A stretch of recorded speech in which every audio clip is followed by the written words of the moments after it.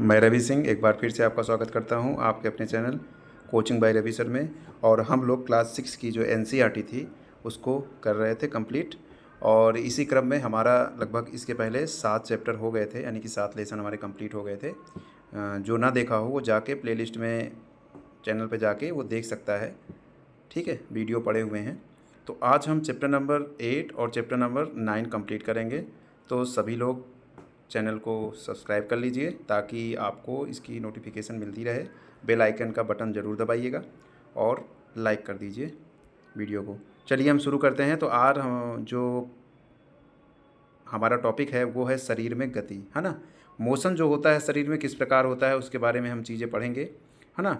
इसी जैसे हम लोग जब चलते हैं, दौड़ते हैं, उठते हैं, बैठते हैं, कूदते हैं, इसी के दौरान हमारी गतियाँ होती हैं। गति के दौरान जो चीज़ें होती हैं उसी को इसमें पढ़ते हैं। ठीक है, तो मानव शरीर जो उनकी गतियाँ, ये हो गया। तो ये देखिए इसमें जैसे ये है, मैं आपको बात करूँ तो एक तालिका बनी हुई है ना।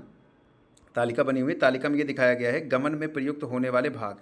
अब अन्य प्रकार के देखिए अनेक प्रकार के जीव जंतु हैं, सभी का जो चलने का या गति करने का माध्यम है वो अलग अलग है। जैसे अगर आप गाय को देखेंगे तो पैर से चलती है ना।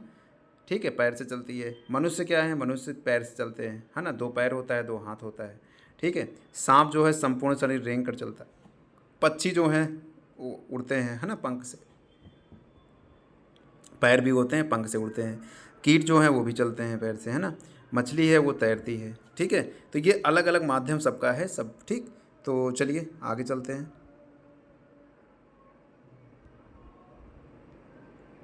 आगे है, एक काल्पनिक विकेट पर काल्पनिक गेंद फेंकने का प्रयास कीजिए। आप अपना हाथ किस प्रकार घुमाते हैं। आप देखिए इसे प्रयोग करके देखिए, क्योंकि एनसीईआरटी है बच्चों, समझिएगा। जो भी मतलब एकेडमिक है उनके लिए मैं बोल रहा हूँ, बाकी जो कंप्लीटर है वो समझ ही रहे होंगे। एक काल्पनिक क्रिकेट मतलब विकेट पर काल्पनिक गेंद फेंकने का प्रयास करिए, सॉरी। तो हाथ किस प्रकार आप घुमाते हैं। हाथ घुमाते हैं, आपने देखा होगा क्रिकेट जो लोग खेलते हैं कंधे को वृत्ताकार घुमाते हैं तो बॉल डालते हैं। ठीक है, तो ये यहाँ पर अपने पैर को कूल्हे के चारों तरफ घुमाइए, अपनी भुजाओं को कोहनी से ऊपर नीचे ले जाइए। तो आप इसमें देखते हैं घुटने से मुड़िए। तो आपको पता क्या देखते हैं, आप देखते हैं कि जो आपकी कोहनी है और जो आपके, है ना, शोल्डर हैं वो मूवमेंट करते हैं। ठीक है, अपने शरीर के विभिन्न हिस्सों में गति करने का प्रयास कीजिए। मतलब आप इस तरह बता रहे हैं कि विभिन्न हिस्से जो हैं उनके गति करने का प्रयास करिए। इसी क्रम में जब आप बाल उठाते फेंकते हैं तो हाथ और कोहनी और शोल्डर की जो होती है वहाँ से गति होती है, पैर से भी गति होती है, दौड़ते हैं तो पैर से होती है। तो यहाँ देखिए कुछ चीज़ दी हैं कैसे करते हैं। शरीर का भाग जैसे गर्दन है, पूर्णतः घूमता है, नहीं घूमता है। कुछ चीज़ें जैसे आप देखेंगे हाथ को हम पूर्णतः घुमा सकते हैं आगे से पीछे तक। ठीक है, आप प्रयास करिएगा, घुमा लेंगे। लेकिन यहाँ पे देखिए कुछ चीज़ें दी है जिनको हम पूरा नहीं घुमा सकते, जिनको पूरा घुमा सकते हैं। देखिए गर्दन है, गर्दन को पूरा घुमा सकते हैं नहीं। कलाई को घुमा सकते हैं, ठीक है। अंगुलियों को नहीं घुमा सकते, ठीक है।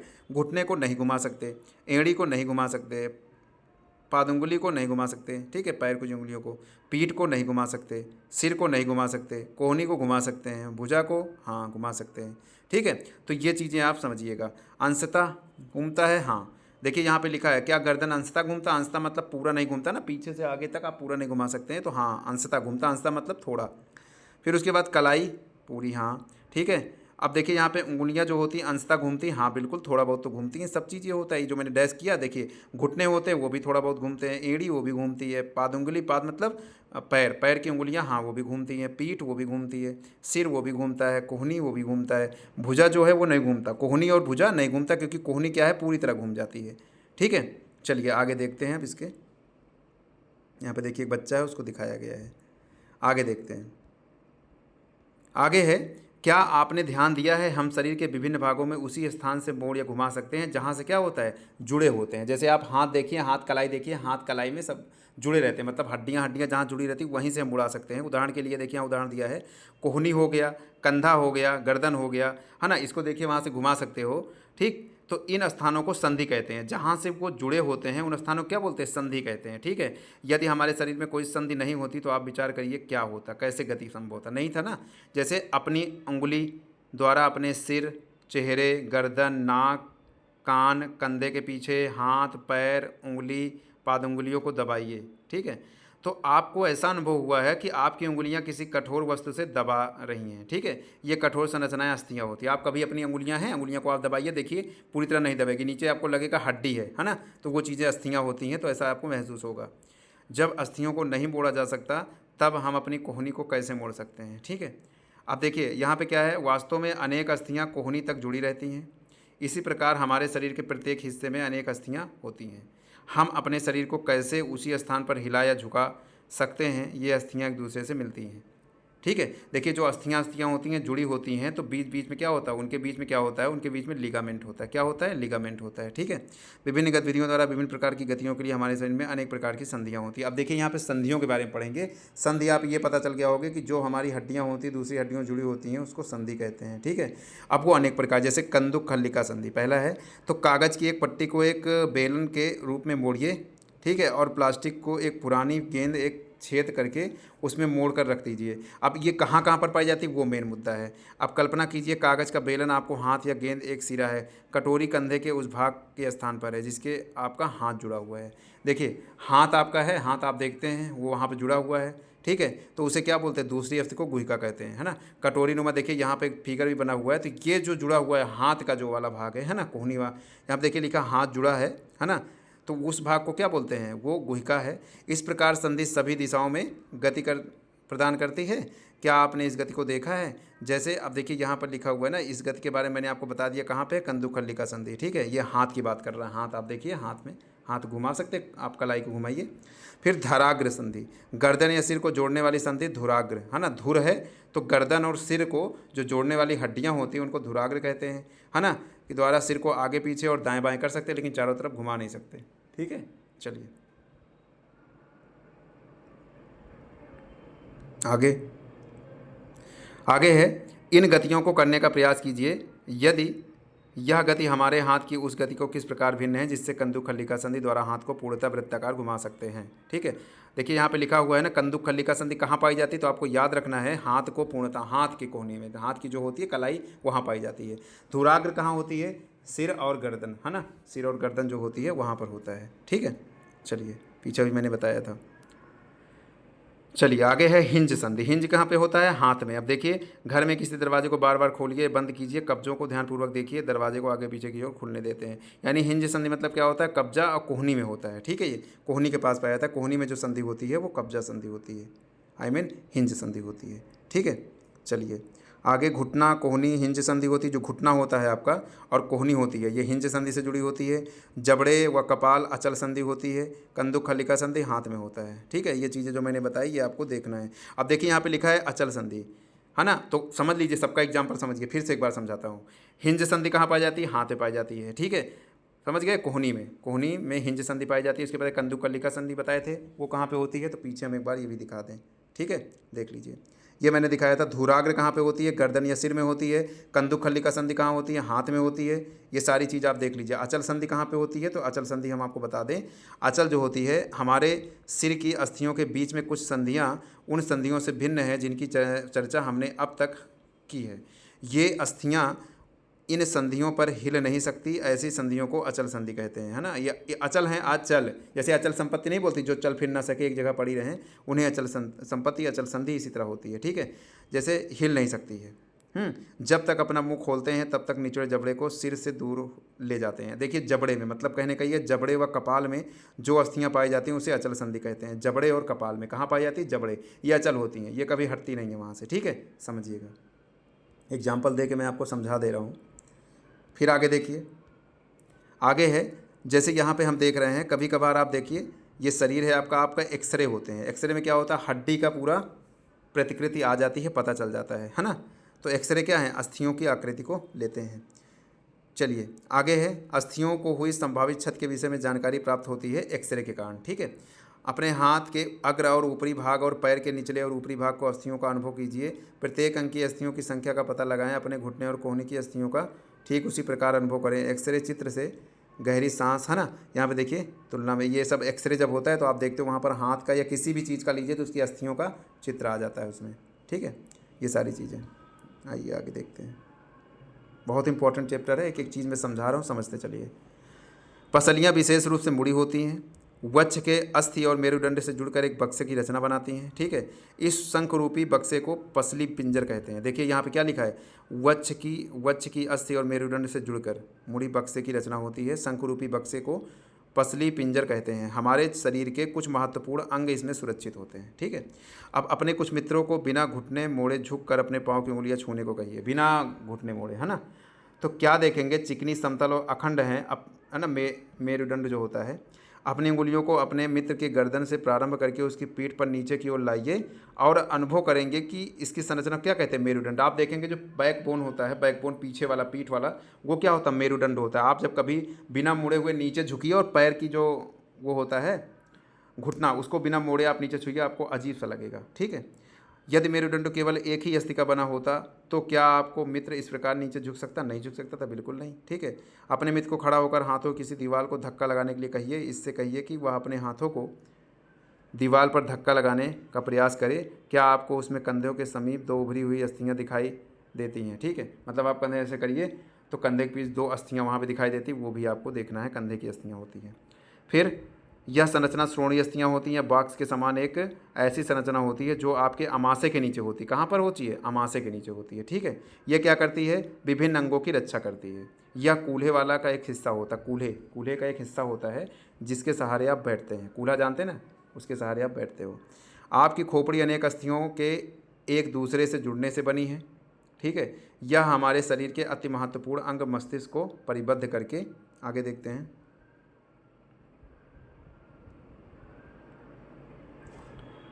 परिबद्ध करके उनकी सुरक्षा करती है। उपास्थि क्या होते हैं, जिन्हें मोड़ा जा सकता है, हड्डियों को, है ना, संधि में उपास्थि पाई जाती है। अब देखिए, सुरक्षा करती है, इसमें हमने अपने कंकाल की बहुत सी अस्थियाँ और संधियों के बारे में चर्चा की है। कंकाल के कुछ अतिरिक्त अंग भी हैं जो हड्डियाँ जितने कठोर नहीं होते हैं और जिन्हें मोड़ा जा सकता है, उपास्थि कहते हैं। मतलब जो अस्थियों जितने कठोर नहीं होती हैं, मतलब ऐसी चीज़ जो अस्थि जैसी, मतलब हड्डियों जैसी कठोर नहीं होती, उन्हें मोड़ा जा सकता है, उपास्थि कहलाती है।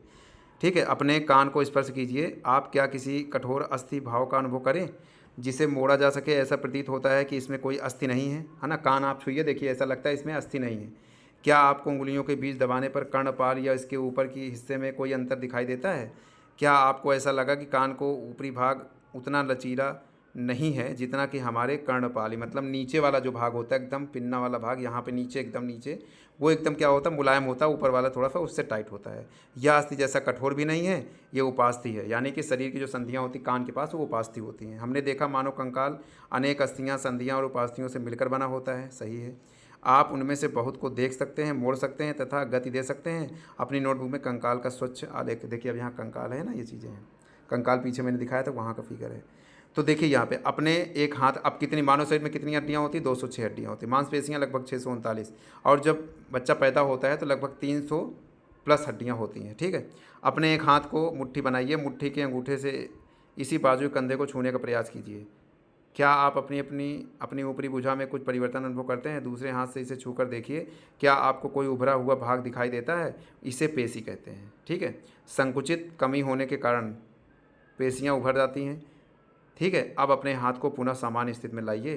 पेशियाँ क्या होता है, क्या आप अभी भी संकुचित अवस्था में हैं। चलते अथवा भागते समय आप अपने पैरों की पेशियों में भी इसी प्रकार का संकुचन देख सकते हैं। ठीक है, संकुचन की अवस्था में पेशी छोटी, कठोर और मोटी हो जाती है। यह अस्थि को खींचती है। किसी अस्थि को गति प्रदान करने के लिए दो पेशियों को संयुक्त रूप से कार्य करना होता। जब दो पेशियों में से कोई एक सिकुड़ती है तो अस्थि उस दिशा में खिंच जाती है। ठीक है, युगल की दूसरी पेशी शिथिल हो जाती है। ठीक, लंबाई में बढ़कर पतली हो जाती है। अस्थि को विपरीत दिशा में गति करने के लिए अब शिथिल पेशी सिकुड़कर अस्थि को अपनी पूर्व स्थिति में खींचती है, जबकि पहली पेशी या शिथिल हो जाती है। पेशी केवल खींच सकती है, वह धक्का नहीं दे सकती। अतः एक अस्थि को गति देने के लिए दो पेशियों को संयुक्त रूप से कार्य करना होता है। ठीक है, मतलब गति देने के लिए एक अस्थि को दो पेशियों को काम करना पड़ता है। ये यहाँ से पॉइंट हमने को याद रखना है।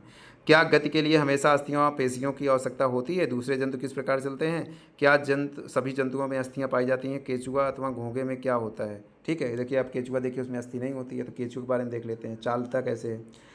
बगीचे में चलते हुए केचुए का निरीक्षण करिए। ठीक है, पट्टी टुकड़े, केचुए को एक कांच की पट्टी टुकड़े टाइल या किसी चिकनी सतह पर रखिए तथा इसकी गति का परीक्षण कीजिए। क्या यह गति पेपर पर केचुए की गति से भिन्न है। ऊपर की दो सतहों में से किस पर केचुआ आसानी से चल सकते हैं। केचुए को शरीर एक सिरे से दूसरे से सटाकर रखे गए अनेक छल्लों से बना प्रतीत होता है। केचुए के शरीर में अस्थियां नहीं होती, याद रखना, परंतु इसमें पेशियां होती हैं। मैंने बताया पेशियां एक ऐसी चीज़ होती है जो अस्थि जैसी कठोर नहीं होती हैं, है ना।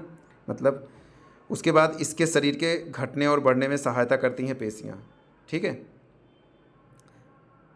चलने के दौरान केचुआ अपने शरीर के पश्च भाग को भूमि में जकड़े रखता है। आप कभी देखिएगा जब चलते हैं तो ऐसे उसको जकड़ लेते, फिर आगे की तरफ बढ़ता है, फिर जकड़ता है, फिर आगे की तरफ बढ़ता है, तथा अग्रभाग को फैलाता है। इसके बाद वह अग्रभाग से भूमि को पकड़ता है, पश्च भाग को स्वतंत्र कर देता है, पश्चात यह शरीर को संकुचित करता हुआ पश्च भाग को आगे की तरफ खींचता है, ठीक है। इससे वह कुछ दूरी तक आगे चलता है। केचुआ इस प्रक्रिया को बार बार दोहराता है। इस कभी केचुए को आप देखिए कैसे चलता है। चिकने पदार्थ होते हैं, इसे चलने में सहायता करते हैं। मतलब पहले वो पीछे भाग से पकड़ लेता, आगे चलता है, फिर आगे भाग से पकड़ लेता, फिर पीछे चलता है, ठीक है। यह अपने शरीर के हिस्से को जमीन से किस प्रकार टिकाता है। शरीर में छोटे छोटे अनेक सूख बाल जैसी आकृति होते हैं। ये सूख पेशियों की से जुड़े होते हैं। ये सूख मिट्टी में उसकी पकड़ को मजबूत बनाते हैं। केचुआ वास्तव में अपने रास्ते में आने वाली मिट्टी को खाता है। उसका शरीर अनपचे पदार्थ को बाहर निकाल देता है। केचुआ द्वारा किया गया यह कार्य मिट्टी को उपजाऊ बनाता है। मतलब इसीलिए केचुए को किसान का मित्र कहते हैं। कहता क्या है, यह मिट्टी को खाता है और मिट्टी को उपजाऊ बना देता है और उसको निकाल देता है, जिससे पदार्थ को फायदा हो, पेड़ को फायदा होता है, पेड़ पौधों को। घोंघा क्या है, किसी बगीचे में घोंघा को पकड़िए, इसे कवच कहते हैं। जो उसके ऊपर होता है घोंघे का बाह्य कंकाल होता है, ठीक है, परंतु यह वस्तुओं का बना नहीं होता है। यह कवच आगे देखते हैं। यह कवच क्या होता है, एकक होता है। यह घोंघे को चलने में कोई सहायता नहीं करता। यह घोंघे को साथ खींचता जाता है। घोंघे को कांच की पट्टिका पर रखकर इसका परीक्षण कीजिए। चलना प्रारंभ करें तो सावधानी से कांच की पट्टिका को अपने हाथों से अपने सिर से ऊंचा उठाकर कांच के नीचे की ओर से उसे चलने के ढंग का परीक्षण कीजिए, ठीक है। कवच का छेद, ठीक है, खुलने पर आपने उससे एक मोटी मांसल संरचना या सिर बाहर आते देखा है। मोटी संरचना उसके पैर होते हैं जो दृढ़ पेशियों का बना होता है, मतलब पेशियों बने होते हैं। और सावधानी कांच की प्लेट को एक थोड़ा सा झुकाइए, ठीक है, तो लहरदार गति दिखाई देगी। क्या घोंघे की गति केचुए की गति जैसी तीव्र और धीमी है, ठीक है, ये आपको देखना है। तिलचट्टा देखिए, 3 जोड़ी पैर होते हैं। तिलचट्टा जमीन पर चलता है, दीवार पर चढ़ता है, वायु में उड़ता भी है। 3 जोड़ी पैर होते हैं। देखिए जितने आर्थ्रोपोडा का होता है, आर्थ्रोपोडा एक संघ होता है, उस संघ का ये है कीट, और जिसमें 3 जोड़ी पैर होते हैं, ठीक है, उसे कीट कहते हैं। तो अब देखिएगा, चलने में सहायता करते हैं। उनके शरीर कठोर बाह्य कंकाल का होता है। बाह्य कंकाल विभिन्न एकक परस्पर संधियों द्वारा जुड़ा होता है, जिसके कारण गति संभव नहीं होती। याद रखिएगा, इसमें हीमोग्लोबिन जैसा नहीं होता है, इसमें लाल ब्लड नहीं होता है, ये भी याद रखना एक खास बात। और इसकी खास बात बताऊं, इसका सर जो होता है, गर्दन अलग कर दीजिए और इसको रख दीजिए आप गिलास के अंदर, तब भी ये नहीं मरेगा, ठीक है। और इसको गिलास के अंदर ऐसे ढाँक दीजिए, तब भी ये नहीं मरेगा। वक्ष से 2 जोड़े पंख भी जुड़े होते हैं। अपने पैर संकरे और पिछड़े पैर चौड़े और बहुत पतले होते हैं। तिलचट्टे में विशिष्ट पेशियां होती हैं। पैर की पेशियां उन्हें चलने में सहायता करती हैं। वक्ष की पेशियां तिलचट्टे के उड़ने के समय उसके परों को गति देती हैं, ठीक है। अब है पक्षी, वायु प्रकृष्ट। पक्षी हवा में उड़ते हैं तथा भूमि पर चलते हैं। बतख तथा हंस जैसे कुछ पक्षी जल में तैरते भी हैं। पक्षी इसीलिए उड़ पाते हैं क्योंकि उनका शरीर उड़ने के लिए अनुकूलित होता है, ठीक है। उनकी अस्थियां वायु प्रकोष्ठ होती हैं, ठीक है, अस्थियां वायु प्रकोष्ठ होती हैं, जिनके कारण उनकी अस्थियां हल्की परंतु मजबूत होती हैं। पश्चपाद की अस्थियां चलने और बैठने के लिए अनुकूलित होती हैं। अग्रपाद की अस्थियां रूपांतरित होकर पक्षी के पंख बनाती हैं। कंधे की अस्थियां मजबूत होती हैं। वक्ष की अस्थियां उड़ने वाली पेशियों को जकड़े रखने के लिए विशेष रूप से रूपांतरित होती हैं तथा पंखों को ऊपर नीचे करने में सहायता करती हैं, ठीक है। चलिए आगे देखते हैं। यहाँ पे आगे है, अब यहाँ पे देखिए क्या है। क्या आपने ध्यान से देखा है कि नाव की आकृति काफ़ी धीमे तक मछली जैसी है। मछली का सिर और पूंछ उसके मध्य भाग की अपेक्षा पतला और नुकीला होता है। शरीर की ऐसी आकृति धारा रेखीय होती है, ठीक है, इसीलिए नाव भी देखिए ऐसी ही बनी होती है। विशेष आकृति के कारण जल इधर उधर बह कर निकल जाता है और मछली जल में सरलता से तैर पाती है। मछली का कंकाल दृढ़ पेशियों से ढका रहता है। तैरने की प्रक्रिया में शरीर का अग्रभाग एक ओर मुड़ जाता है तथा पूंछ विपरीत दिशा में जाती है, ठीक है। मछली को मोड़ती है तो तीव्रता से उसकी पूंछ दूसरी दिशा में मुड़ जाती है। इससे एक झटका सा लगता है और मछली आगे की ओर चली जाती है। इस प्रकार की क्रमिक ताल से मछली आगे की ओर तैरती रहती है, ठीक है। पूंछ के पख इस कार्य में इसकी सहायता देते हैं। मछली के शरीर पर भी पख होते हैं जो तैरते समय जल में संतुलन बनाए रखने का दिशा निर्धारण में सहायता करते हैं। क्या आपने कभी ध्यान से देखा है कि गोताखोर अपने पैरों में इस पंख की तरह ही विशेष अरित्र पहनते हैं, उन्हें जल में तैरने में सहायता करते हैं। ठीक है। सर्प कैसे होते हैं भाई? सर्प देखिए, सर्प का मेरुदंड लंबा होता है ना। शरीर की पेशियाँ क्षीण और असंख्य होती है, वो परस्पर जुड़ी होती हैं। ठीक है, सर्प का मेरुदंड लंबा होता है, याद रखना है। चलिए आगे देखते हैं। आगे है, चाहे वे दूर ही क्यों ना हो, पेशियाँ मेरुदंड पसलियाँ एवं त्वचा को एक दूसरे से जोड़ती हैं। सर्प का शरीर अनेक वलय का में मुड़ा होता है, इसी प्रकार सर्प का प्रत्येक वलय उसे आगे की ओर धकेलता है। उस इसका शरीर अनेक वलय बनाता है और प्रत्येक वलय आगे को धक्का देता है। इस कारण सर्प बहुत तेजी गति से आगे चलता है, परंतु सरल रेखा में नहीं चलता है। आप कभी देखना, सर्प चलता है तो ऐसे टेढ़ा मेढ़ा चलता है ना। हमने विभिन्न जंतुओं के गति प्रदान करने वाली अस्थियों पेशियों के विषय में जानकारी प्राप्त की। पहेली ने बूझो कि पिटारे में विभिन्न जंतुओं की गतियों और अनेक संबंधित प्रश्न हैं। इसी प्रकार अनेक आपके मस्तिष्क में भी ऊपर प्रश्न उभर रहे हैं। ठीक है, तो ये प्रश्न हैं। अरस्तु ने अपनी पुस्तक, अब देखिए अरस्तु क्या है, अरस्तु थोड़ा बारे में इनके बता दें। अरस्तु होते हैं जिनको क्या कहते हैं, जंतु विज्ञान का पिता कहते हैं, जीव विज्ञान का पिता कहते हैं, फादर ऑफ जूलॉजी, है ना, फादर ऑफ बायोलॉजी कहते हैं। ठीक है, और ग्रेट ऑफ एनिमल्स में स्वयं अपने आप से ऐसे अनेक प्रश्न पूछे थे। विभिन्न जंतुओं के शरीर में विभिन्न भाग क्यों होते हैं, या विशेष अंग उन जंतु। अब देखिए, ये जाहिर सी बात है, आपके मन में भी होगा कि विभिन्न जंतु, जो जीव जंतु होते हैं, उनमें विभिन्न प्रकार के अंग होते हैं चलने फिरने के लिए, एक जैसे नहीं होते हैं, या क्यों होता है, या विशेष अंग उन जंतुओं की विशेष गति में किस प्रकार सहायक है, विभिन्न जंतुओं के शारीरिक अंगों में क्या समानताएं और विभिन्नताएं हैं। ठीक है, तो देखिए, बहुत से जंतु समपादी होते हैं। क्यों? हमारे पैरों के मुड़ने का ढंग हमारे चलने की तुलना में अलग क्यों है। तो मतलब कुल मिला के इस लेसन में हमने ये पढ़ा कि विभिन्न प्रकार के जंतुओं के चलने के जो व्यवस्थाएं हैं, उनके अंग कैसे हैं और किस प्रकार सहायता करते हैं। देखिए यहाँ पर कुछ की पॉइंट दिए हैं, उनको देखना है। मेरुदंड मैंने देख लिया, कंदुक खल्लिका सन देख लिया, गर्दन और सिर में। ठीक है, गर्दन और सिर में पाई जाती है भैया, वो धूराग्र होती है। ठीक, कंदुक खल्लिका क्या होती है? हाथ में होती है। ठीक है, धूराग्र कहाँ पे होती है? गर्दन और सिर में। सूख हो गया, उपास्थि हो गया, गुहिका हो गया, अचल संधि पढ़ लिया हमने, जबड़े और, है ना, कपाल में। जंतुओं की चाल हो गया, हिंज संधि हो गई, हाथ में जो होती है ना। पेशी हो गई, बाह्य कंकाल, श्रोणीय अस्थियाँ धूराग्र, गर्दन और सिर में पाई जाती हैं। पसली, पिंजर, कंधे की अस्थियाँ, कंकाल, धारा रेखीय गति, है ना, जो मछलियाँ होती हैं। चलिए आगे हम इसके कुछ इंपॉर्टेंट क्वेश्चन करते हैं। ये है कुछ की पॉइंट, इनको देख लेते हैं। ये आपका पॉइंट है लेसन के। अस्थि और उपास्थि मानव कंकाल बनाते हैं या शरीर का पिंजर बनाते हैं, और इसे एक आकृति भी देते हैं। कंकाल चलने में सहायक है और आंतरिक अंगों की सुरक्षा करते हैं। कंकाल कुल मिला के हमारे शरीर का एक ढांचा बनाते हैं, है ना, चलने में सहायता करते हैं और आंतरिक अंगों की सुरक्षा करते हैं। मानव कंकाल खोपड़ी, मेरुदंड, पसलियाँ, वक्ष की अस्थि, कंधे और श्रोणी मेखला तथा हाथ व पाँव की अस्थियों से बनते हैं। ठीक है, मानव कंकाल। पेशियों के जोड़े के एकांतर क्रम में सिकुड़ने तथा फैलने की अस्थियाँ गति करती हैं। अस्थियाँ ही संधियाँ अनेक प्रकार की होती हैं। अस्थियों की संधियाँ, यह उस संधि की प्रकृति व गति की दिशा पर निर्भर करता है। पेशियों की दृढ़ पेशियाँ हल्की अस्थियाँ मिलकर उन्हें उड़ने में सहायता करती हैं। ये पंखों को फड़फड़ा कर उड़ते हैं। मछली शरीर के दोनों ओर एकांतर क्रम में वलय बनाकर शरीर जल में तैरती है। सर्प अपने शरीर के दोनों ओर एकांतर क्रम में वलय बनाते हुए भूमि पर वलयाकार गति करता हुआ आगे की ओर फिसलता रहता है ना। बहुत सारी अस्थियाँ और उससे जुड़ी पेशियाँ शरीर की तरफ आगे। देखिए मैंने बताया था मेरुदंड बहुत होते हैं ना, पेशियों की संख्या असंख्य होती है सांप में। तिलचट्टे का शरीर व पैर कठोर आवरण के ढके होते हैं जो बाह्य कंकाल बनाता है। ठीक है, बच्च की पेशियाँ 3 जोड़ी पैरों और 2 जोड़ी पंखों से जुड़े होती हैं। 2 तिलचट्टे को चलने एवं उड़ने में सहायता करते हैं। केंचुए की गति शरीर की पेशियों की बारी बारी से विस्तरण और संकुचन से होती है। शरीर के आधा सतह पर सूख केंचुए को भूमि पर पकड़ बनाने में। अब देखिए सूख क्या है, रोए होते हैं छोटे छोटे। ठीक है, तो वो पकड़ बनाने में मदद करते हैं। घोंगा पेशीय पात की सहायता से चलता है। तो चलिए ये चीज़ें हो गई। तो ये आपका लेसन नंबर 8 जो है वो ख़त्म हो गया। ठीक है, अब हम लेसन नंबर 9 की तरफ चलते हैं जिसका नाम है सजीव एवं उनका परिवेश, है ना। मतलब सजीव जो होते हैं, आपको पता है लिविंग थिंग्स क्या होती है, नॉन लिविंग थिंग्स क्या होती है।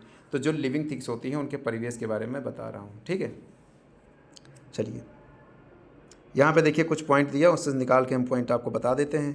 तो देखिए कुछ बहुत से जानवर होते हैं, बहुत से जीव जंतु होते हैं, सभी के रहने का अलग अलग परिवेश होता है। जैसे अगर मैं बात करूं कि जो जम्मू कश्मीर में रहते हैं जंतु जानवर, वो यहाँ नहीं रह सकते हैं। ठीक है, और जो उत्तर प्रदेश या मान लीजिए उत्तर भारत में रहते हैं या जो दक्षिण भारत में रहते हैं, वो वहीं पर रहेंगे जहाँ पर रहते हैं। उनके लिए एक ऐसी कंडीशन वो अलग है। ठीक है, तो याद रखिएगा जो कंडीशन वो है, वो कंडीशन हर जगह कंडीशन हर जगह अलग अलग है। तो देखिए यहाँ पे लिखा कुछ बहुत ठंडे थे तो कुछ बहुत उष्ण शुष्क, कुछ स्थान अर्ध थे, परंतु सभी स्थानों पर अनेक प्रकार के बहुत सारे जीव रहते हैं। कुल मिला के इस लेसन में हमें ये पढ़ना है कि जो सजीव होते हैं, जीव जंतु होते हैं, उनका परिवेश रहने के लिए अलग अलग होता है। वो उनके प्रकृति पर निर्भर करता है, किस प्रकृति। जैसे साइबेरिया होते वहाँ बहुत ठंड होती तो वहाँ पक्षी होते हैं, है ना। तो ये याद रखना है आपको, सजीव और उनका परिवेश। चलिए अब शुरू करते हैं इसमें हम लोग। देखिए जो अंडरलाइन किया हमें वही पढ़ना है, ठीक। आवास एवं अनुकूलन क्या होता है। इन दोनों क्षेत्रों में क्षेत्र किस प्रकार का परिवेश है। समुद्र में जंतु तथा पौधे लवणीय जल खारे पानी में रहते हैं तथा श्वसन के लिए जल में विलेय वायु का उपयोग करते हैं, ठीक है, विलेय वायु का प्रयोग करते हैं। इसलिए क्या है ये क्या है, ये प्रकार का ऐसे जंतु हैं जो समुद्र में, जैसे समुद्र की मछलियों को हम निकाल के लाएं और नदी में छोड़ दें तो मर जाएंगी, ठीक, क्योंकि उनका परिवेश वो है, वो वहाँ पर रहने के लिए ज़्यादा अनुकूलित है। मरुस्थल में जल बहुत कम मात्रा में उपलब्ध होता है, तो मरुस्थल दिन में बहुत गर्म और रात में बहुत ठंडा होता है। मरुस्थल में पाए जाने वाले पौधे और जंतु भूमि पर रहते हैं, श्वसन के लिए आसपास की वायु का उपयोग करते हैं। जैसे अब रेगिस्तान देख लीजिए, मरुस्थल है, वहाँ पर ऊँट रहते हैं। ऊँट क्या करते हैं, वो पानी पी के कई कई दिनों तक बिना पानी पिए रह सकते हैं। वहाँ की जो वनस्पतियाँ हैं, पेड़ पौधे हैं, वो कटीले झाड़ियाँ होती हैं, जैसे नागफनी हो गया, बबूल हो गए, ये सब रहते हैं, क्योंकि उनको पानी की ज़्यादा जरूरत ना पड़े, ठीक है। फिर आगे आते हैं, समुद्र तथा मरुस्थल भिन्न प्रकार के परिवेश हैं और हम इन दोनों क्षेत्र में बिल्कुल भिन्न प्रकार के पौधों और जंतुओं को देखते हैं। आइए दो भिन्न प्रकार के परिवेश मरुस्थल और समुद्र के दो दो जंतुओं को देखते हैं। जैसे ऊँट और मछली का परीक्षण करते हैं। ऊँट का शारीरिक संरचना उसे मरुस्थल परिस्थिति में रहने के लिए योग्य बनाती है, ठीक है। ऊँट के पैर लंबे होते हैं, ठीक है, जिससे उसका शरीर रेत की गर्मी से दूर होता है, ठीक। उसमें मूत्रोत्सर्जन की मात्रा बहुत, मतलब ये बहुत टॉयलेट बहुत कम करते हैं। मल शुष्क होता है इनका, उन्हें पसीना भी नहीं आता क्योंकि शरीर से जल का हाँस बहुत कम होता है, इसीलिए जल के बिना भी वो अनेक दिनों तक रह सकते हैं। आइए विभिन्न प्रकार की मछलियों को देखें। इनमें से कुछ, परंतु इतने अधिक किस्म की मछलियों में क्या आपको इनकी आकृति कुछ समानताएं दिखाई दी हैं। इन सभी का शरीर धारा रेखीय होता है, ठीक है। चर्चा में हमने देखा था धारा रेखीय होते हैं, तो ये आराम से, मछली के पंख और पूंछ चपटी होती हैं, जिन्हें जल के अंदर दिशा परिवर्तन संतुलन बनाने के लिए सहायता करती हैं। मछली में गिल क्लोम पाए जाते हैं जो जल में श्वास लेने में सहायता करते हैं। मछलियाँ किससे सहायता लेती हैं, गिल्स की सहायता से, क्लोम की सहायता से, क्लोन, ठीक है, समझ गए। क्लोम की सहायता से लेती हैं, हम लोग फेफड़े से लेते हैं, वो लोग किससे लेते हैं, गिल से, ठीक, गलफड़े जी से बोलते हैं। चलिए, हमने पृथ्वी पर पाए जाने वाले असंख्य प्रकार के जंतुओं में से केवल दो उदाहरण लिए। हम देखते हैं कि सजीवों की कुछ सभी किस्मों में कुछ ऐसी विशिष्ट संरचनाएं होती जो उन्हें अपने परिवेश के रहने योग्य बनाती हैं, जिनमें वे प्रायः पाए जाते हैं। विशिष्ट संरचनाएं अथवा स्वभाव की उपस्थिति किसी पौधे और जंतु को उनके परिवेश में रहने के योग्य बनाती हैं, अनुकूलन कहलाता है। मतलब कहने का यह अनुकूलन की डिफिनीशन है। मतलब ऐसे जंतु जिनकी विशिष्ट संरचनाएं और स्वभाव की उपस्थिति किसी पौधे और जंतु को उनके परिवेश में रहने के योग्य बनाती है, अनुकूलन कहलाती है, ठीक है। किसी सजीव का वह परिवेश जिसमें वह रहता है आवास कहलाता है। याद रखना कि जितनी चीज़, अनुकूलन क्या होती है, जिस परिवेश में विशिष्ट संरचनाएं, मतलब कोई भी जीव है उसकी जो विशिष्ट संरचना है, स्वभाव है, कि उपस्थिति किसी जंतु को, है ना, उसके परिवेश में रहने योग्य बनाती है, अनुकूलन कहलाती है। किसी सजीव का वह परिवेश जिसमें वह रहता है उसे आवास कहते हैं, ठीक है। उसमें भोजन, वायु, शरण स्थल, अन्य आवश्यकताओं के लिए जीव आवास पर निर्भर रहते हैं। स्थल पर पाए जाने वाले पौधे और जंतुओं को स्थलीय आवास कहते हैं। जैसे वन, घास के मैदान, मरुस्थल, तटीय पर्वतीय क्षेत्र स्थलीय आवास के कुछ उदाहरण हैं। जलाशय, दलहन, झील, नदियाँ, समुद्र, जहाँ पौधे व जंतु जल में रहते हैं, जलीय आवास कहलाते हैं, ठीक है। किसी आवास में पाए जाने वाले सभी जीव, जैसे कि पौधे और जंतु, उसके जैव घटक हैं। मतलब जैव घटक समझ रहे हैं ना, जीव होते हैं जैविक, जो जीव जैसे जल और पौधे और जंतु उसके जैव घटक हैं। जैसे वातावरण में होते हैं जैविक घटक, अजैविक घटक। जैविक घटक कौन होते हैं, जैसे पौधे हो गए, पेड़ पौधे उत्पादक होते हैं, अपना भोजन स्वयं बनाते हैं फोटोसिंथेसिस द्वारा, यानी प्रकाश संश्लेषण द्वारा, इसके पीछे हम पढ़ा चुके हैं। फिर उसमें क्या होता है, उपभोक्ता होते हैं। उपभोक्ता में कौन होते हैं, प्राथमिक उपभोक्ता, द्वितीयक, तृतीयक। प्राथमिक कौन होता है, शाकाहारी। द्वितीयक में कौन आता है, मांसाहारी। तृतीयक में कौन आता है, सर्वाहारी, है ना। और अपघटक भी होते हैं। अपघटक कौन होते हैं, जो ये मर जाते हैं उपभोक्ता, उनको क्या करते हैं, वो अपघटन कर देते हैं मिट्टियों में, ठीक। तो वो, अब उसके बाद ये हो गए जैविक घटक, जो मैंने बताया, उत्पादक, उपभोक्ता, अपघटक, ये जैविक घटक हो गए।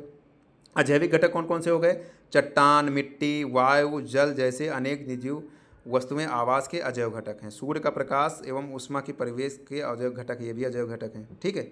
चलिए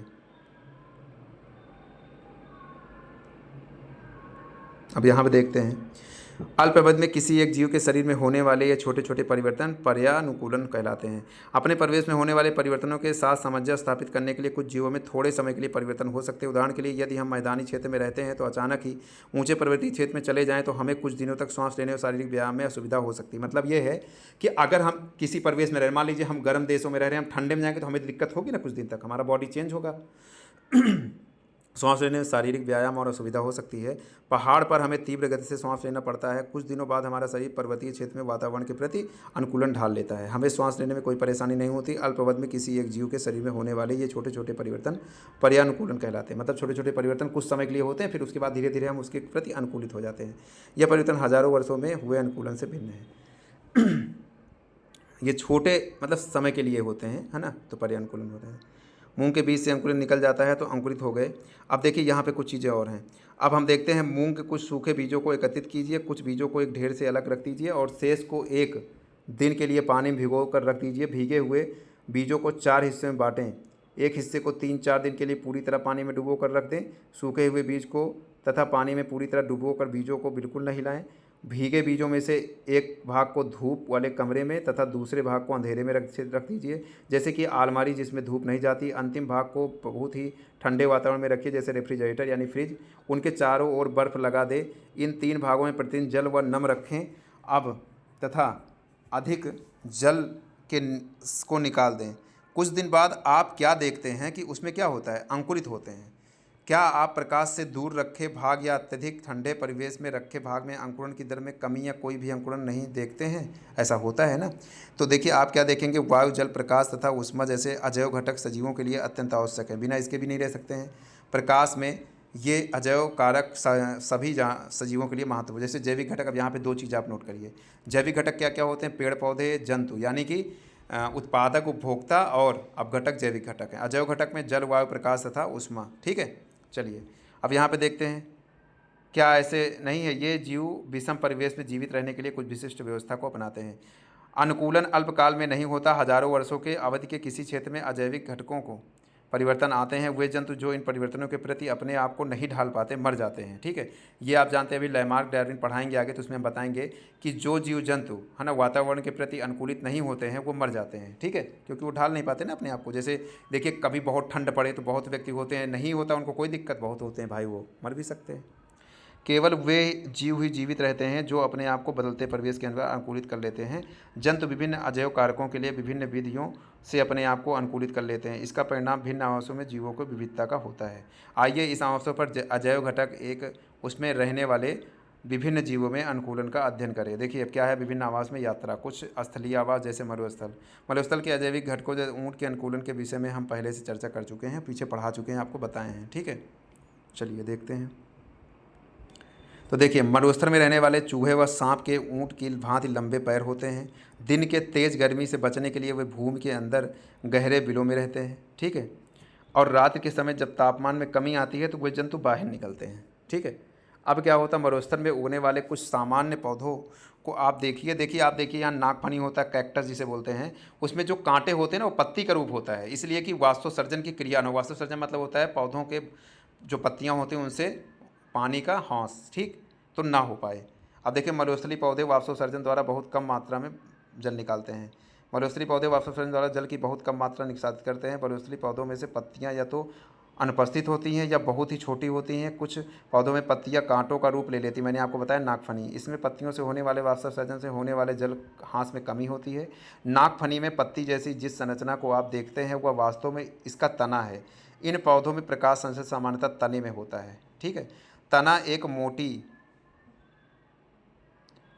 मोटी मोमी परत की ढका रहता है जिससे पौधे को जल संरक्षण में सहायता मिलती है। ठीक है, जिससे पौधे को जल संरक्षण में सहायता मिलती है। अधिकतर मरुस्थलीय पौधों में जड़ें जल अवशोषण के रूप में मिट्टी के बहुत गहराई तक जाती हैं। ठीक है, ये आवासीय। अब पर्वतीय क्षेत्र देखते हैं। ये आवास क्षेत्र सामान्यतः बहुत ठंडे होते हैं और इनमें तेज़ हवा चलती है। कुछ क्षेत्र में शीतकाल में हिमपात भी होता है। हिमपात समझते हैं, बर्फबारी। ठीक, पर्वतीय क्षेत्र में पौधे और जंतुओं की अनेक प्रजातियाँ पाई जाती है। चलिए अब देखते हैं। तो याद रखिएगा नागफनी में फोटोसिंथेसिस प्रकाश संश्लेषण तने में होता है।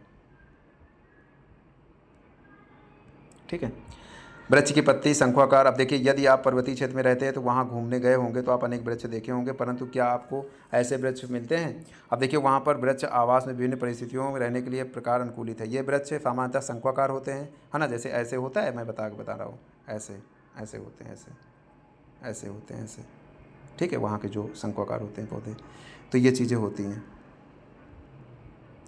सामान्यतः शंक्वाकार होते हैं इनकी शाखाएं। अच्छा, शंक्वाकार क्या होते हैं? ताकि बर्फ़ अगर गिरे तो वो सीधा नीचे आ जाए। इनकी शंक्वाकार तिरछी होती है। इनमें कुछ वृक्षों की पत्तियां सुई के आकार की होती है, इससे वर्षा का जल और हिम सरलता से नीचे की ओर खिसक जाता, बताया मैंने। पर्वतों पर इन वृक्षों से अधिक भिन्न आकृति और आकार वाले वृक्ष भी मिल सकते हैं। पर्वत पर जीवित रहने के लिए इनमें कुछ अन्य प्रकार का अनुकूलन हो सकता है। पर्वतीय क्षेत्र में पाए जाने वाले जंतु भी वहाँ की परिस्थितियों के प्रति अनुकूलित होते हैं। उनकी मोटी त्वचा और फिर ठंड के उनका बचाव करती हैं। सामान्यतः शरीर को गर्म रखने के लिए याक का शरीर लंबे बालों से ढका होता है। पहाड़ी तेंदुए के शरीर पर फर होते हैं। यह बर्फ़ पर चलते समय उनके पैरों को ठंड से बचाता है। ठीक है। पहाड़ी बकरी के मजबूत खुर उसे ढाल कर चट्टानों पर दौड़ने के लिए अनुकूलित बनाते हैं। जैसे जैसे हम पर्वतीय क्षेत्र में ऊपर चढ़ते हैं वो परिवेश का स्वरूप बदलता है, हमें विभिन्न ऊंचाइयों पर पाए जाने वाले जीवों के अनुकूलन की विविधता दिखाई देती है। ठीक है। अब घास स्थल क्या है? शेर वन में अथवा घास स्थल में रहता है तथा एक ऐसा शक्तिशाली जंतु जो हिरन जैसे जंतुओं का शिकार कर उन्हें मारकर खा डालता है। यह मटमैले हल्के भूरे रंग का होता है। एक शेर व हिरन का चित्र देखिए, है ना, चेहरे पर किस प्रकार स्थित है? क्या वे चेहरे के सामने हैं अथवा पार्श्व में हैं? शेर के अगले पैर के नखर लंबे होते हैं जिन्हें वह पादोंगुलियों के अंदर खींचकर छिपा लेते हैं। क्या शेर की यह संरचना उसके जीवन यापन में सहायता करती है? उसे मटमैला रंग, ठीक है, शिकार के दौरान उसे घास के सूखे मैदानों से छिपाए रखते हैं। अब देखिए, बता रहे हैं कि जो शेर होते हैं उनके जो कलर होता है मटमैला कलर का होता है, जिससे वो छिपे रहते हैं तो जानवरों को दिखते नहीं और वो आसानी से शिकार कर पाते हैं। और कभी देखिएगा उनके जो नाखून होते हैं ना, ये नाखून हो तो अंदर घुसे रहते हैं, जब उनको दबाओगे तो बाहर आएंगे निकल के, ठीक है, अंदर होते हैं, देख लीजिए। ठीक है। शिकार को पता भी नहीं चलता, चेहरे के सामने की आंखों उसे वन से दूर तक शिकार खोजने में सहायता करती है। उनका कलर ही ऐसे होता है बिल्कुल। एक दूसरा जंतु हिरन है जो वन व घास स्थल में रहता है। पौधों के कठोर तनों को चबाने के लिए उसके मजबूत दांत होते हैं। हिरन को अपने शिकारी जैसे शेर जैसे जंतु उसे अपना शिकार बनाते हैं कि उपस्थित की जानकारी आवश्यक है ताकि वह उसका शिकार न बन सके जहाँ वहाँ उसे भाग जाए। उसके लंबे कान उसे शिकारी की गतिविधियों के लिए जानकारी देते हैं कि लंबे कान है तो उसे क्या कहते हैं, अलर्ट देते हैं शिकारी के लिए। इसके सिर के पार्श्व में दोनों ओर स्थित आंखें उनके प्रत्येक दिशा में देखकर खतरा महसूस कर सकती हैं। हिरण की गति उसे शिकारी से दूर भागने में मदद करती है। शेर, हिरण और अन्य जंतुओं तथा पौधों में और भी बहुत सी विशिष्ट संरचनाएं होती हैं जो उन्हें आवास के प्रति अनुकूलित करती है। अब आते हैं हम कुछ समुद्रीय या जलीय आवास। देखिए, समुद्र में जो लोग रहते हैं धारा रेखीय शरीर होता है उनका, है ना, और वह आसानी से गति कर सकते हैं। जैसे स्क्विड, ऑक्टोपस जैसे कुछ समुद्री जंतुओं का शरीर आमतौर पर धारा रेखीय नहीं होता। वह समुद्र की गहराई में तलहटी पर रहते हैं। अब वो तैरते नहीं, तलहटी में जाके नीचे रहते हैं, ठीक है, तथा अपनी ओर आने वाले शिकार को पकड़ते हैं। जब वे जल में चलते हैं तो वो अपने शरीर को धारा रेखीय बना लेते हैं। जल में सांस लेने के लिए इनमें गिल होता है। अब देखिए, ज़्यादातर लोग जो जल में रहते हैं वो कौन जंतु हो, गिल से लेते हैं, ठीक, क्लोम जिसे बोलते हैं। डॉल्फिन व व्हेल जैसे कुछ जंतुओं में गिल नहीं पाया जाता है। ये सिर पर स्थित नासाद्वार वात छिद्रों द्वारा सांस लेते हैं। याद रखिएगा, डॉल्फिन और व्हेल किससे लेते हैं? वात छिद्रों, नासाद्वार। ये जल में लंबे समय तक बिना श्वास लिए रह सकते हुए समय समय समुद्री सतह पर आकर श्वसन छिद्रों से जल बाहर निकालते और श्वास द्वारा स्वच्छ वायु अंदर रहते। आप कभी देखे होंगे ये लोग, क्या होता है, जैसे व्हेल होता है, डॉल्फिन होती हैं, ये दिन में एक बार आएंगे ऐसे निकल के और सांस लेके फिर अंदर चली जाएंगी। क्या आपने कभी दूरदर्शन या समुद्री जीवन पर चलचित्र में डॉल्फिन की इस रोचक क्रिया को देखा है? तालाब और झील में क्या होता है, देखो भाई। क्या आपने तालाब, झील, नदियों और नालों में पौधों को उगे देखा है? यदि संभव है समीपवर्ती किसी तालाब में भ्रमण पर जाइए, वहाँ देखेंगे कुछ पौधों को बाहर निकाल लीजिए। इन पौधों की पत्तियों और तनों को किस प्रकार व्यवस्थित करेंगे, ठीक है। तो यहाँ पर देखिए, डॉल्फिन और व्हेल किससे लेते हैं? वात छिद्र और या किससे लेंगे? श्वास, नासाद्वार से सांस लेते हैं। चलिए, ये देखिए, इनमें से कुछ पौधों की जड़ें जलाशय की तलहटी की मिट्टी पर स्थिर होती हैं। स्थलीय पौधों में जल, मिट्टी की जल और खनिज के अवशोषों का महत्वपूर्ण कार्य करती है, परंतु जलीय पौधों में जड़ें आकार में बहुत छोटी होती हैं, ठीक है, एवं इनका मुख्य कार्य पौधों की तलहटी को जमाए रखना होता है। इन पौधों का तना लंबा, खोखला तथा हल्का होता है।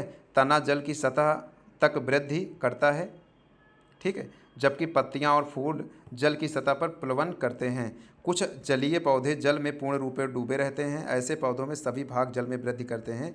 इनमें से अब देखिए कुछ जलीय होते हैं तो उनको क्या बोलेंगे, हाइड्रोफिटिक प्लांट, ठीक है, जलीय पौधे। ऐसे पौधों के सभी भाग जल में वृद्धि करते हैं। कुछ पौधों में पत्तियां सक्रिय और पत्ती रिबन की तरह होती हैं। यह बहते जल में सरलता से मुड़ सकते हैं। कुछ अन्य जलमग्न पौधों में पत्तियां बहुत अधिक विभाजित होती हैं, जिनसे जल इनके बीच में बहता रहता है। पत्ती को कोई क्षति भी नहीं होती है। मेढक आमतौर पर तालाब में पाए जाने वाला एक जंतु है। यह तालाब के जल और स्थल दोनों पर रहता है, इसीलिए क्या बोलते हैं इसको, क्या बोलते हैं मेढक को? सब लोग बताइए मेढक को क्या बोलते हैं, कमेंट में लिखिए, अभी मैं बताऊंगा।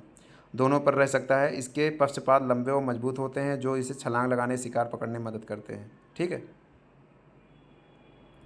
इसे इनके पक्षपात में जाल युक्त पादुंगलियां होती हैं, जो इन्हें तैरने में मदद, आप देखेंगे कभी ना तो आपको जो मेढक होगा उसकी जो होगी ऐसे ऐसे दिखेगा, ऐसे ऐसे ऐसे, ये होता है, इसे उछलने में मदद करता है, वो तैरने में मदद करता है, मतलब जाल युक्त होती है, ठीक है, उसके पैर।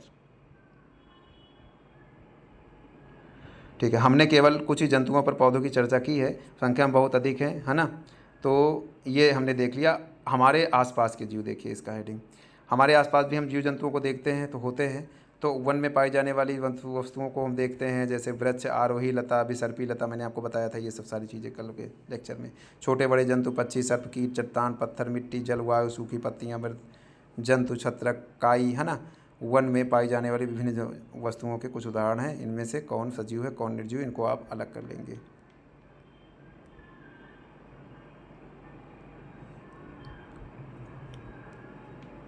चलिए फिर आगे देखते हैं। मेज जैसी वस्तुएं सजीव रहती हैं। पहेली एडवर्ड लियर द्वारा रचित कंप्लीट नॉनसेंस का यह छंद पढ़ रही थी।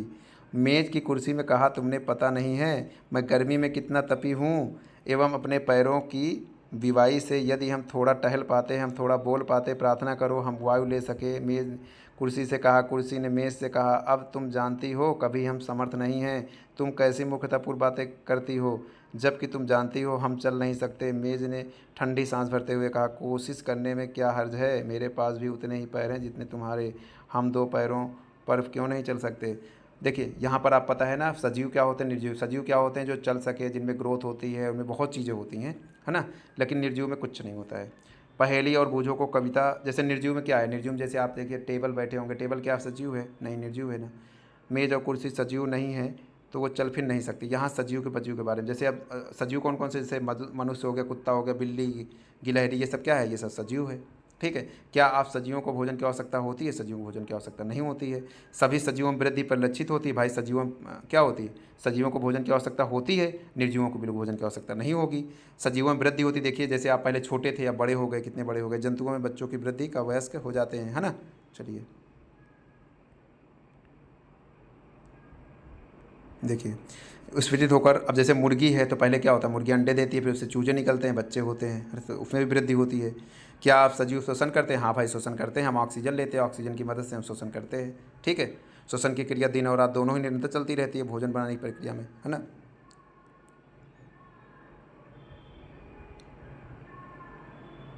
चलिए आगे है, यहाँ पे देखिए, यहाँ पे दिए हैं पदार्थ पौधे के कुछ विशेष भागों में संग्रहित किए जाते हैं, जिससे पौधे को कोई हानि नहीं पहुंचती। कुछ पौधों में अपशिष्ट पदार्थों का निष्कासन स्राव से होता है। उत्सर्जन सजीवों का एक दूसरा सामान्य लक्षण है। क्या सभी सजीव प्रजनन करते हैं, हाँ भाई प्रजनन करते हैं। मैंने आपको बताया था कि जो पुरुष और मादा होती है, मतलब दोनों का गैमेट मिलकर फर्टिलाइजेशन करते हैं, ठीक है। मतलब अंडे और स्पर्म मिलकर प्रजनन की प्रक्रिया को कंप्लीट करते हैं, उसके बाद जाइगोट बनता है। जंतु प्रजनन द्वारा अपने संतान उत्पन्न करने की क्षमता रखता है। प्रत्येक जंतु संतान उत्पन्न करने की क्षमता रखता है प्रजनन के द्वारा, ठीक है। जैसे कुत्ता है तो वो भी रखता है, बिल्ली है वो भी रखता है, गाय है वो भी रखती है ना। ये पेड़ पौधे भी रखते हैं, पौधे में प्रजनन पाया जाता है, भिन्न भिन्न तरीके होते हैं, ठीक है। कुछ पौधे बीज के अतिरिक्त अपने कायिक भागों से भी नए पौधे उत्पन्न करते हैं। कायिक भाग है मतलब जो तने वगैरह होते हैं, अन्य भाग। उदाहरण के आलू का कलिका वाले भाग से पौधे निकलते हैं। आलू देखो, आलू कलिका से निकलते। गन्ना भी होता है, उसका अलग होता है कि ये कलाब। गुलाब को हम लगा देते हैं, ऐसे काट के लग जाता है ना, कलम। फिर अब देखिए यहाँ पे एक एक चीज़ें हैं, वो सिंपल है, मैं आपको समझा दे रहा हूँ। सभी सजीव प्रजनन प्रक्रिया द्वारा अपने समान अनेक संतान पैदा करते हैं। विभिन्न जीवों में प्रजनन की विधियों की भिन्न है। क्या सभी सजीव गति करते हैं, हाँ भाई सभी सजीव गति करते हैं, तभी तो, है ना। जैसे हम लोग हैं, गति करके एक दूसरी जगह जाते हैं, है ना। चलिए ये चीज़ें हो गई। सभी लक्षण दिखाई दे रहे हैं, इसमें जीवित कहा जा सके। फिर जीवन क्या है? गेहूं की बोरी में अपना हाथ डालिए, क्या आपको कुछ गर्मी का अनुभव हुआ? गेहूं की बोरी में कुछ गर्मी उत्पन्न होती, या गर्मी गेहूं के श्वसन के कारण उत्पन्न हुई? ठीक है, आप देखते हो ना कभी कभी बांध के रख दो, उस पर हाथ डालो, गर्मी लगती है। हमने देखा कि बीजों में श्वसन की क्रिया उस समय भी चलती है जब अन्य प्रक्रम उतने सक्रिय नहीं होते। हमारे प्रश्न, आखिर जीवन है क्या? ठीक है, तो ये सब देखिएगा। अनुकूलन, जिसमें रहने के लिए कोई भी जीव जंतु, उसके लिए, है ना, कोई भी ऐसा अनुकूलित संतुलन जो जीवों के लिए अनुकूलित हो, उसे अनुकूलन कहते हैं। जलीय आवास, जो जल में रहे। जैविक घटक, है ना, जैसे उत्पादक, उपभोक्ता और अपघटक। अवजैव घटक जैसे वायु, ऊष्मा, सूर्य का प्रकाश, ये सब। उत्सर्जन, आवास, सजीव, ये सब क्या है? किसी स्थान का परिवेश में पौधे, जंतु और अन्य जीव रहते हैं, उसका आवास कहलाता है। विभिन्न प्रकार के पौधे और जंतु एक ही आवास में रह सकते हैं। पौधे और जीवों के विशिष्ट लक्षण, स्वभाव जो उन्हें एक आवास विशेष में रहने के लिए अनुकूल बनाते हैं, अनुकूलन कहलाता है। ठीक है, ये याद रखिएगा। आवास अन्य प्रकार के होते हैं, परंतु सामान्यतः इन्हें स्थलीय, जलीय और वर्गीकृत किया जाता है। ठीक है, विभिन्न आवास में सजीवों की विभिन्न प्रजातियां रहती हैं। पौधे, जंतु और सूक्ष्म जीव संयुक्त रूप से जैव घटक हैं। ठीक, आगे। चट्टान, मिट्टी, वायु, जल, ये सब क्या हैं? अजैव घटक है। सजीव वस्तुओं के कुछ सामान्य लक्षण, उन्हें भोजन की आवश्यकता होती है, उनसे श्वसन होता है, उत्सर्जन होता है, पर्यावरण के प्रति अनुकूलन होती है, प्रजनन होती है, वृद्धि होती है, गति होती है। ठीक है, ये सारी चीज़ें आपको याद रखना है। तो आज का जो हमारा, अच्छा हाँ, मेढक, मेढक कहाँ रहता है? जल और भूमि दोनों में रहता है, तो उसे क्या बोलते हैं? उसे उभयचर बोलते हैं। जो जल में भी रहे और थल में भी रहे, उसे उभयचर बोलते हैं। ठीक है, याद रखना। तो आज के लिए हमारा ये लेक्चर इतना ही था, जिसमें हमने चैप्टर नंबर 8 यानी लेसन नंबर 8 और लेसन नंबर 9 पढ़ा। कल हम नेक्स्ट लेक्चर के साथ आपके सामने हाजिर होंगे। सभी लोग चैनल को सब्सक्राइब कर लीजिए, शेयर कर दीजिए, और दूसरी बात यह है कि लाइक कर दीजिए। और जो भी आपको इस वीडियो में कोई कमी अगर नज़र आई हो तो उसको आप कमेंट बॉक्स में लिख सकते हैं। तब तक के लिए धन्यवाद। जय हिंद, जय भारत।